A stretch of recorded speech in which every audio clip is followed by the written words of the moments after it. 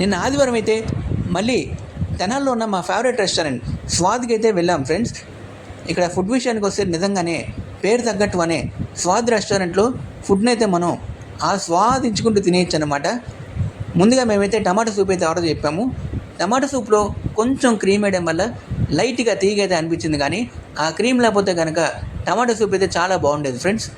Starters వచ్చేసరికి crispy chicken అలాగే crispy baby corn అయితే ఆర్డర్ చెప్పాను అనమాట. ఏదో రెండింటికి పెద్ద తేడా ఏమైనా లేదండి, మాకైతే టేస్ట్ అయితే ఒకేలా అనిపించినాయి. ఆ క్రిస్పీ చికెన్ బదులు వేరే దాన్ని తెప్పించుకుంటే బాగుండేదేమో అనిపించింది నాకైతే. పర్లేదనమాట. ఫుడ్ విషయానికి వస్తే బాగానే ఉంది. ఇంకా బిర్యానీ విషయానికి వస్తే సింగిల్ వెజ్ బిర్యానీతో ఆర్డర్ చెప్పాను అనమాట 150 రూపాయలకి.